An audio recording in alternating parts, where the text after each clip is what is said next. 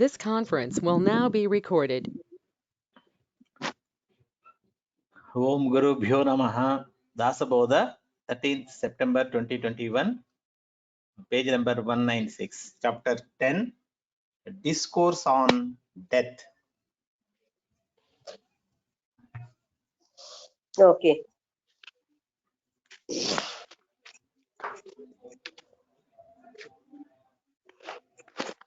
నిన్న ఎన్నో పాయింట్ అయిందండి? నిన్న అయిపోయింది మేడం, ఆ చాప్టర్ అయిపోయింది. ఇప్పుడు కొత్త చాప్టర్ స్టార్ట్ చేయాలి. Discourse on death. Death. Okay. Okay. So page number 196, 10th chapter, starting Sri Ram. The unreal has become real. The real has become unreal. The power of illusion.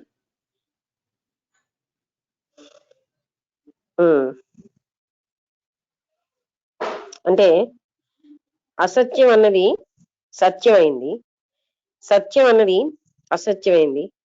This is the power of illusion.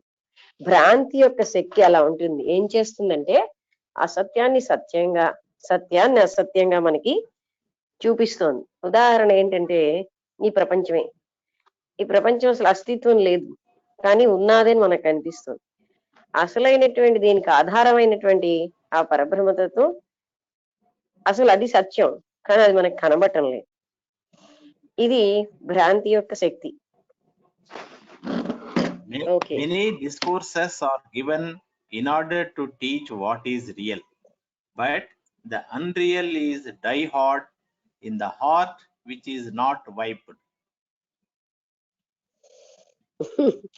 ఎన్నో ఎన్నో ప్రవచనాలు ఇవ్వబడ్డాయి, ఎందుకంటే ఏది సత్యం అని చెప్పడానికి. కానీ unreal is అదేంటండి? Die hard in the heart. మన మనస్సులో గట్టిగా పట్టేసింది అనమాట. Which is not wiped. అది ఎవరు కూడా తీయలేకపోతున్నారు. అంటే ఏమిటి పట్టేసింది?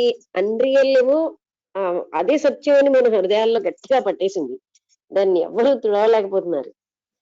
ఎన్ని ప్రవచనాలు విన్నా మనకేమో అసత్యం సత్యమని, సత్యం అసత్యంగానే కనిపిస్తుంది.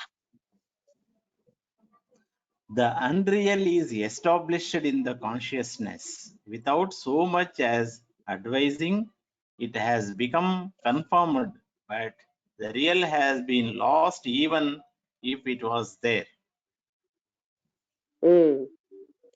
అసత్యం అన్నది మన ప్రజ్ఞలో గట్టిగా అంటే స్థిరంగా కూర్చుంది. Without so much as advising it has become confirmed, అంటే బాగా స్థిరంగా ఉండిపోయింది అనమాట. But the real has been lost even if it was there. సత్యం అన్నది అక్కడే ఉన్నా అది మనకి అంటే ఏమి అంటే కనబడకుండా అయిపోతుంది. The Vedas, the scriptures and the mythological books tell in so many words how to arrive at the conclusion about the real, but the same is not actually experienced. వేదాలు తర్వాత ఇంకా స్క్రిప్చర్స్ అంటే మన అన్ని రకాలైన పురాణాలు, ఇవన్నీ కూడా మైథలాజికల్ బుక్స్, ఇవన్నీ కూడా అంటే పురాణాలు ఇంకా స్క్రిప్చర్స్ అంటే శాస్త్రాలు అన్ని కూడా చెప్తున్నాయి ఏంటంటే ఇది ఎన్నో రకాలైన విధాలుగా ఏ విధంగా మనం కన్క్లూషన్ రియల్ సత్యం వైపు వెళ్ళడం అనేది. కానీ అది ఎప్పుడు కూడా మనకి అనుభవంలోకి రావట్లేదు. అంటే వేదాలు ఘోషిస్తున్నాయి, పురాణాలు అన్ని చెప్తున్నాయి, శాస్త్రాలు, కానీ మనం ఎప్పుడు కూడా సత్యం వైపు వెళ్లకుండా అసత్యమే సత్యమని జీవిస్తున్నాం. The real is covered even though it is there, and the unreal has become real though it does not exist. Such is the travesty which has suddenly taken place. ఒకసారి ట్రావెస్టిక్ చూడరా.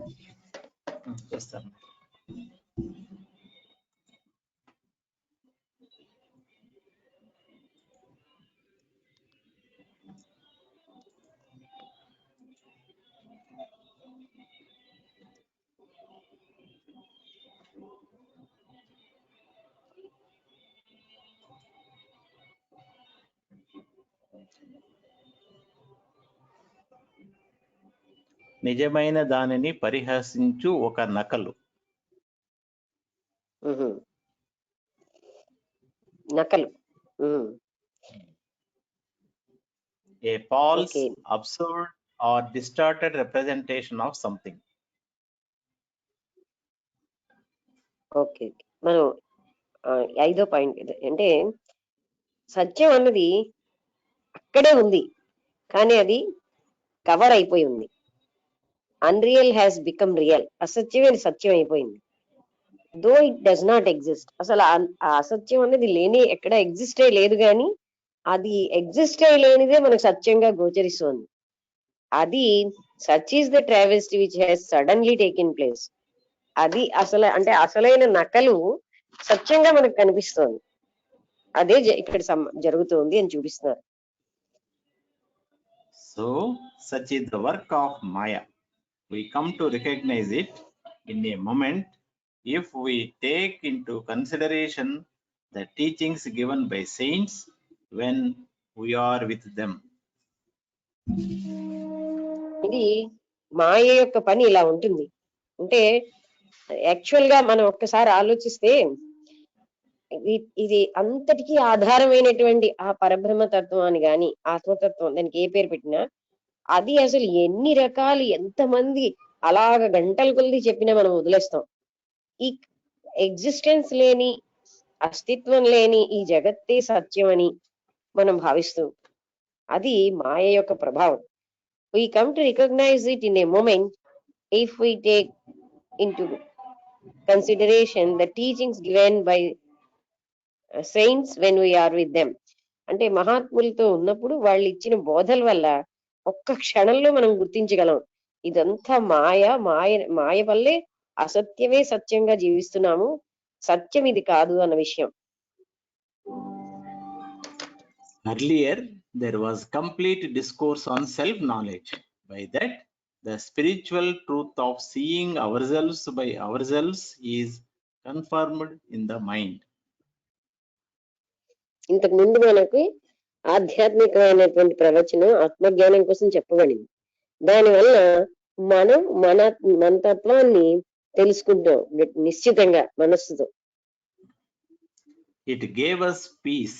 Mind became merged into energy and we recognized the absolute as our real being. అది మనకు శాంతినిచ్చింది. మనస్సేమో శక్తిలో కలిసిపోయింది. And we recognise, మనం ఏంటంటే ఆ పరబ్రహ్మ తత్వం అన్నదాన్ని మన యొక్క సహజమైన స్థితి అని తెలుసుకున్నాం. So the body was left to the mercy of destiny. The doubt was removed by understanding, and there is a definite apathy about what happens when the body dies now or later on. అందుకని శరీరం అన్నది ఆ విధి యొక్క దయాదాక్షిణ్యాల మీద ఆధారపడి ఉంది. అంటే ఎన్నాళ్ళు ఉండాలి అనేది అక్కడ సందేహం అనేది తీరిపోయింది. బై ఎలా తీరింది? అర్థం అవగాహన చేసుకోవడం వల్ల. దేర్ ఈజ్ ఎ డెఫినిట్ ఏంటండి అది ఎపతి అని. There is a definite apathy about what happen when the body does not now or later on, dies now or later.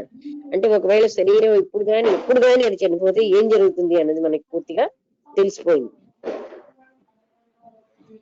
The body of persons who have realized themselves is only an appearance which is unreal. Whether it falls is the sacred place.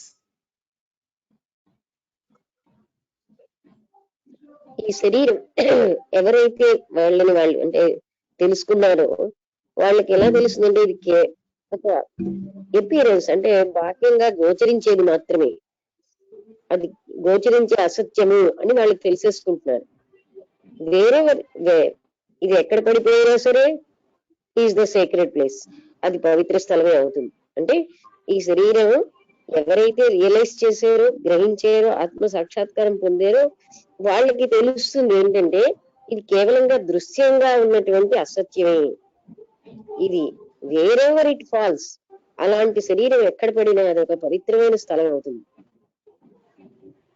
The places of pilgrimage become sacred because sadhus lived there and the people get their aspirations fulfilled. But if the sages will not go to the places of pilgrimage, those places are useless.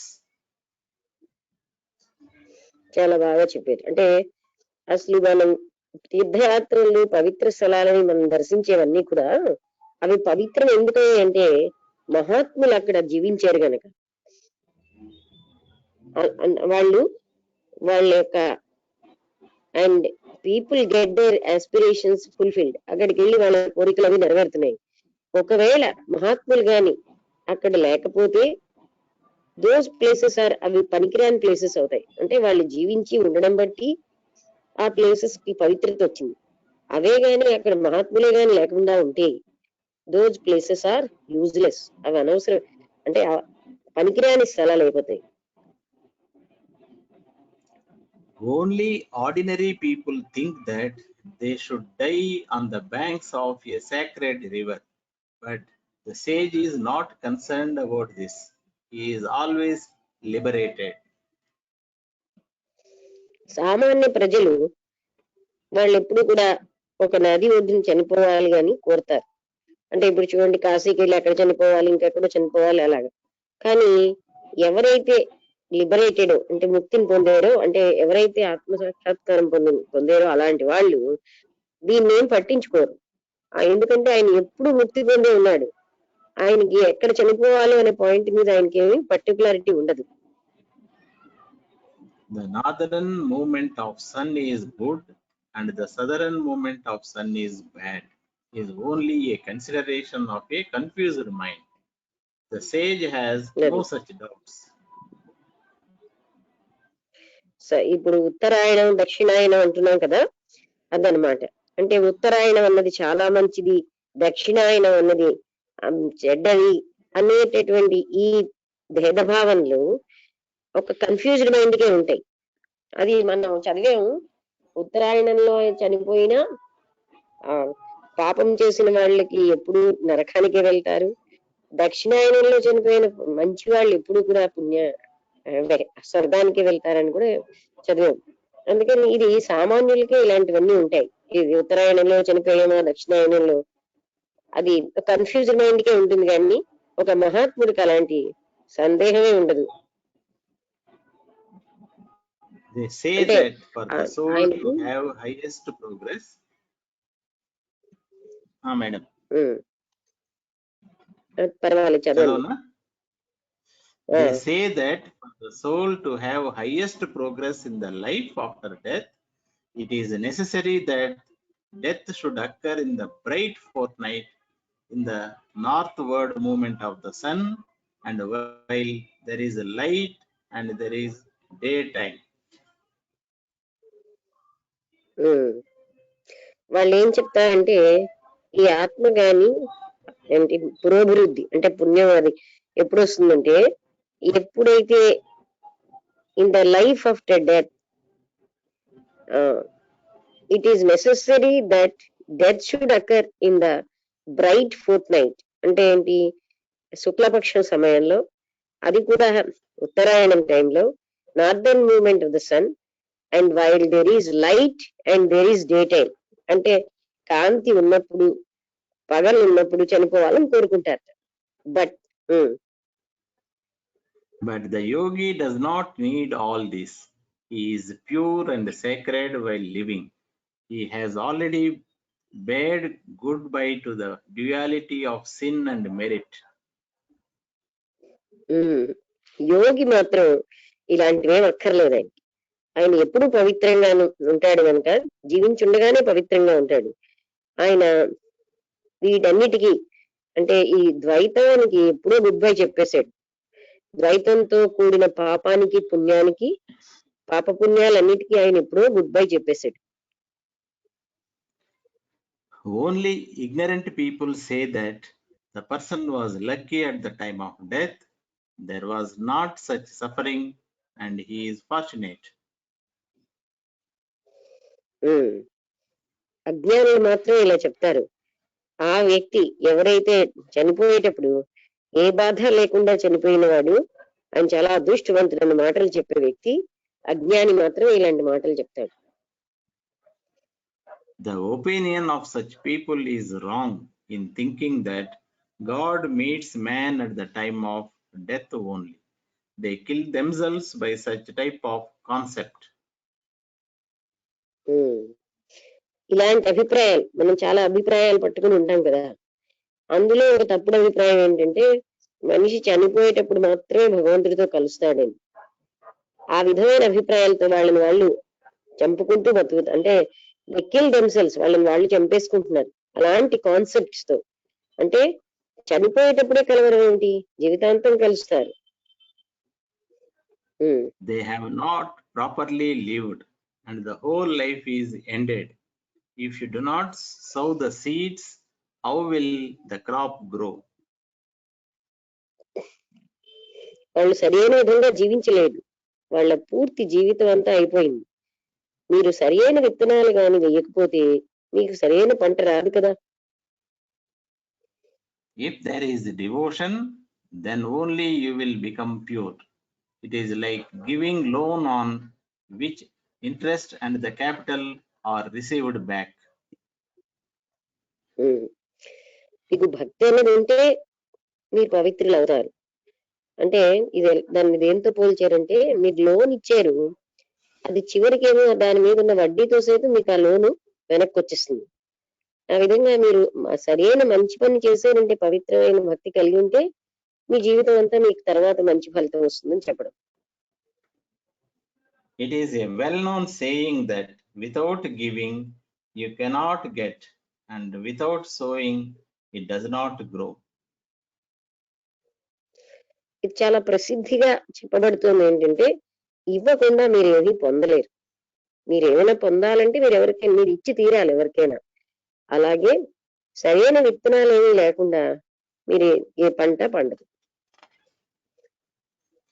Just as it is stupid on the part of a person who does not perform service and asks his boss about salary, so it is in the case of a person who does not perform devotion. He does not get benefit. ఒక వ్యక్తి ఎవరైతే service అంటే ఎవరికి సేవలు చేయడో, సేవ అనేది లేకుండా ఉంటాడో, ఆయనేమో తన యజమాని శాలరీ అడిగాడు అనుకోండి, అంటే ఏ పని చేయకుండా యజమాని శాలరీ ఇవ్వడు కదా. అదే విధంగా ఎవరైతే పూర్తి భక్తి, పరిపూర్ణమైన భక్తి లేకుండా ఉంటారో వాళ్ళు ఏమీ పొందలేరు, ఆయన ఏ రకమైన లాభం పొందడు. They do not perform devotion while living. How can they be free after death? All right. People get according to their actions. జీవించుండగా వాళ్ళు ఏ రకమైన భక్తితో ఉన్న పని చేయలేదు, వాళ్ళు చనిపోయాక ముక్తి ఎలా పొందుతారు? పీపుల్ అంటే ప్రజలు వాళ్ళ పనులు బట్టే ఫలితాలు పొందుతారు. So if you are not a devotee, you will not be free at the time of death. And even if the time of death is auspicious, you will surely have downfall if you have no devotion. అది ఒకవేళ మీరు ఒక భక్తుడుగా మీరు భక్తుడు కాకపోతే మీకేమో ముక్తి అన్నదే లేదు. మీకు చనిపోయేటప్పుడు మీరు even if the time of death, అంటే మీరు చాలా పవిత్ర సమయంలో చనిపోయినా, ఇది విషయం ఇంకొక దగ్గర కూడా చెప్పబడిందని చెప్పాను కదా, ఉత్తరాయణ కాలంలో చనిపోయినా సరే యూ విల్ షూర్లీ హ్యావ్, మీకు తప్పకుండా పతనమే ఉంటుంది, ఎందుకంటే మీకేమో భక్తి లేదు కనుక. The sage has properly utilized his life period, and therefore his body is the most fortunate to be employed in the service of God.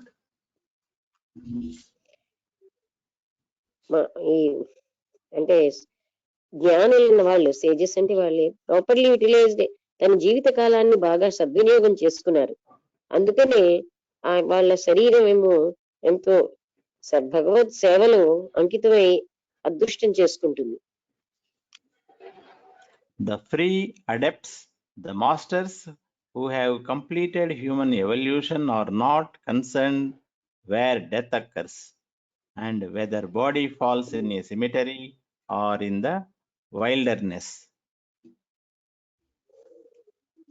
అంటే ముక్తి పొందిన పరమ గురువులు, మహాత్ములు, మాస్టర్స్ వీళ్ళేమో హూ హ్యావ్ కంప్లీటెడ్ హ్యూమన్, వాళ్ళు మానవ పరిణామాన్ని పూర్తిగా అంటే వాళ్ళు పూర్తి పరిణతి చెందిపోయారు.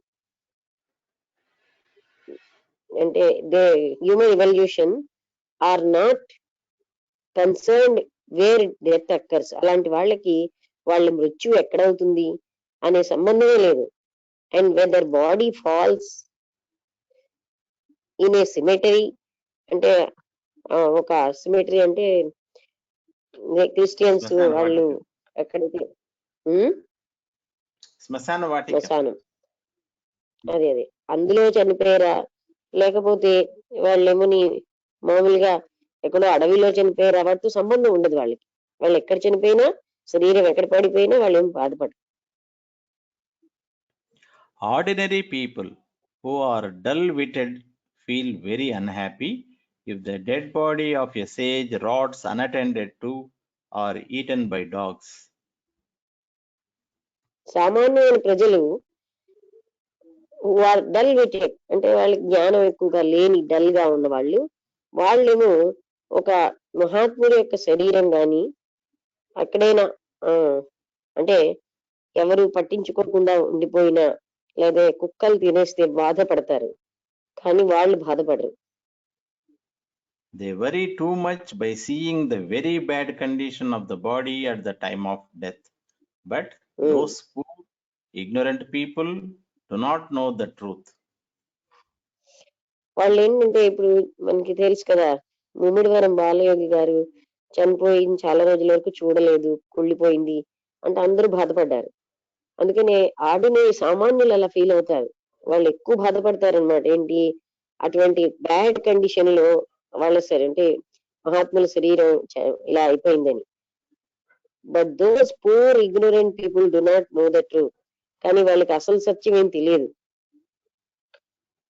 How can one who is not born die? He has swallowed both the birth and death by exercising the discrimination. ఎవరైతే పుట్టనే లేదో వాళ్ళకి చావు ఎక్కడ ఉంటుంది? ఆయన అంటే వీళ్ళు ఏం చేశారు అంటే మృత్యువుని జననాన్ని రెండింటినీ వాళ్ళు మింగేశారు. ఎలాగా అంటే వాళ్ళ వివేక జ్ఞానంతో. Such a man has nullified the total illusion by his constant attention riveted to the inner reality. Even the gods like Brahma cannot fathom the depth of his worth. అటువంటి మనిషి తన టోటల్ అంటే భ్రాంతి అన్నది పూర్తిగా పోగొట్టేసుకుంటున్నాడు. ఎలాగా అంటే కాన్స్టెంట్ అటెన్షన్ తో, అంటే ప్రతి క్షణం అటెన్షన్ తో ఉండడం వల్ల రివేటెడ్ టు ద ఇన్నర్ రియాలిటీ. ఆయన ఏం చేస్తున్నాడంటే అసలైనటువంటి ఆంతరంగిక సత్యంలోకి డైవర్ట్ అయిపోతున్నాడు. అంటే బాహ్యమైనటువంటి భ్రాంతిలో ఉండకుండా ఆయన అటెన్షన్ ని పూర్తిగా ఇన్నర్ రియాలిటీకి మార్చుకుంటున్నాడు.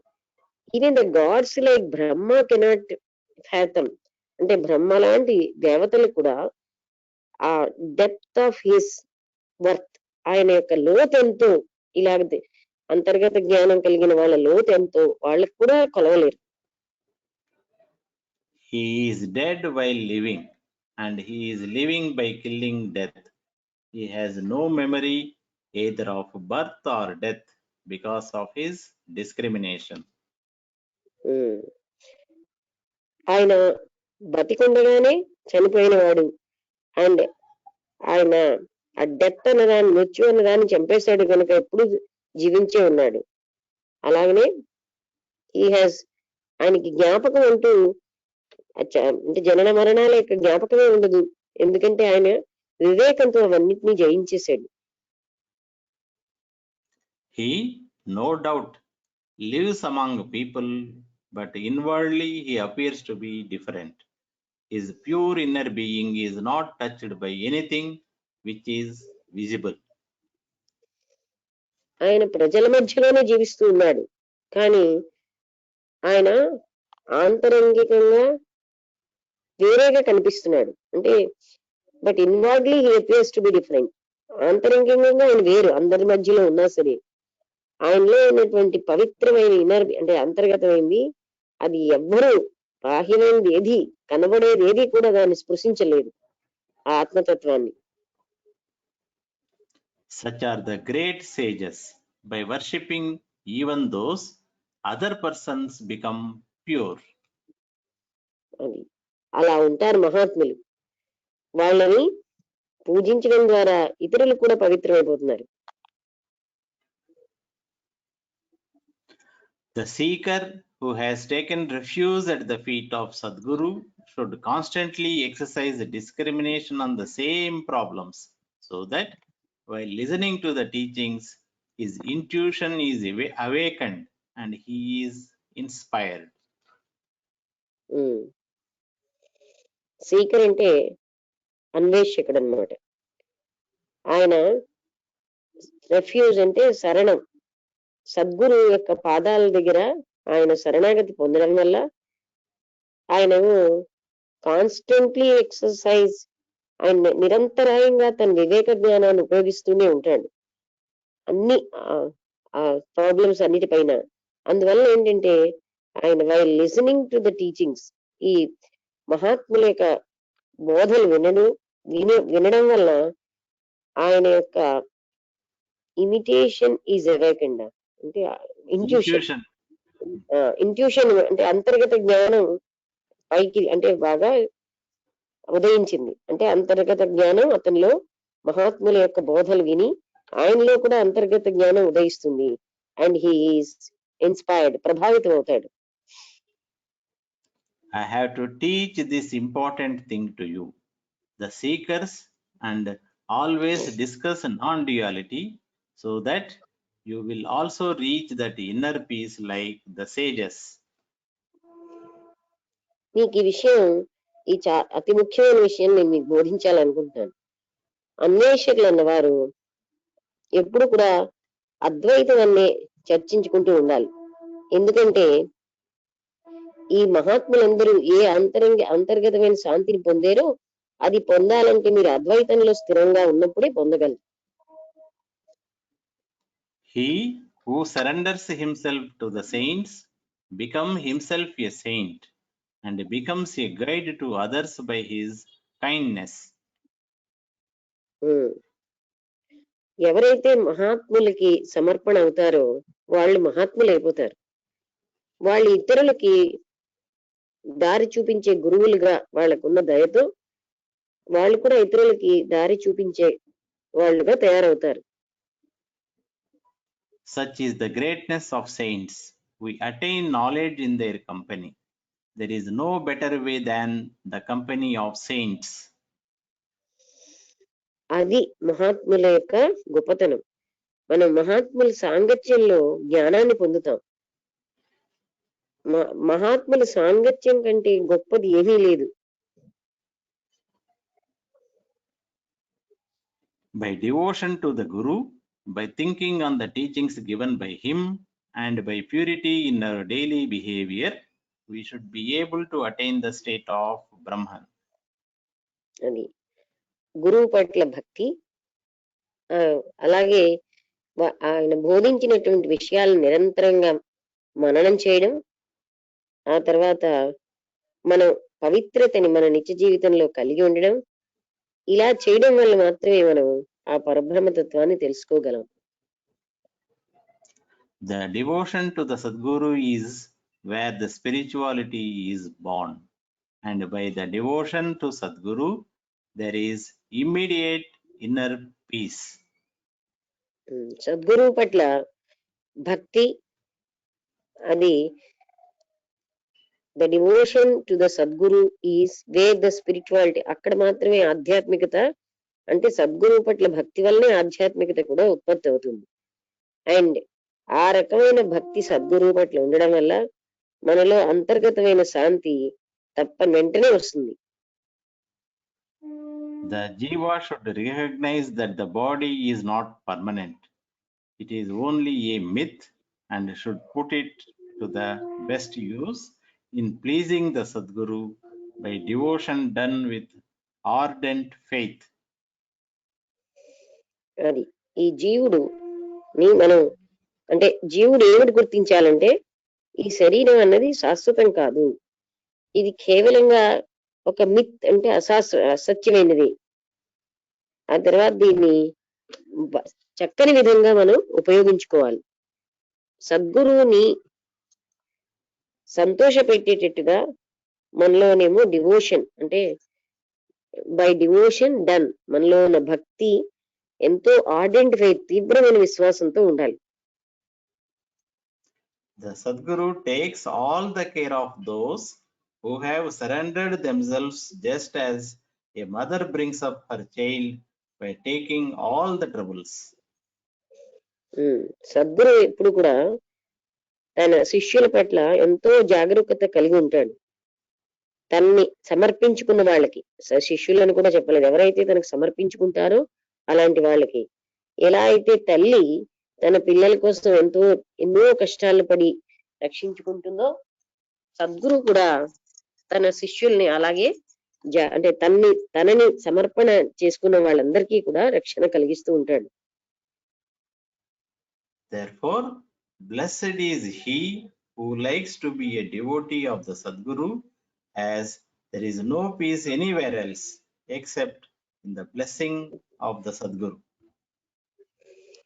అందుకని ఎవరైతే సద్గురువుకి భక్తుడిగా ఉంటారో ఆయన ధన్యుడు. ఎందుకంటే ఈ ప్రపంచంలో శాంతి అనేది ఎక్కడా లేదు, ఒక్క సద్గురు ఆశీర్వచనంలోనే ఉంది. The words have completely done their job. The book has come to an end here only. Here, the devotion to Sadguru is clearly advised. ఇప్పుడు ఈ మాటలన్నీ అంతం అయిపోతున్నాయి, అంటే చెప్పడం ఇంకా అయిపోయిందని. బుక్ అనేది ఇక్కడ అయిపోబోతోంది. సద్గురు యొక్క పట్ల భక్తి కూడా క్లియర్ గా మనకి చెప్పబడింది. There is nothing else than devotion to Sadguru which liberates us. He who does not agree with this may please refer to Guru Gita. కేవలంగా Sadhguru పట్ల ఉన్నటువంటి భక్తి వల్ల మాత్రమే మనం ముక్తి పొందగలం. ఈ విషయంలో ఎవరైనా అంగీకరించకపోతే గురుగీతను చూడండి. మేడం ఇంకో 3-4 పాయింట్లు ఉండదు, కంటిన్యూ చేస్తాను. 5 minutes అవుతుంది. రేపు చదువుదాం, పర్వాలేదు. Okay madam. Okay madam. So ఇవాళంతా క్లియర్ గానే ఉంది కనుక ఏమైనా ఇంకా సందేహం ఉంటే అడగండి, లేకపోతే ముగించేద్దాం.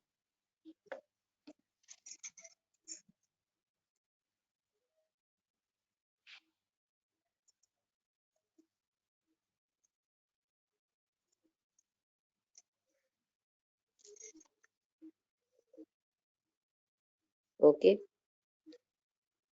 అందరికీ నమస్కారం.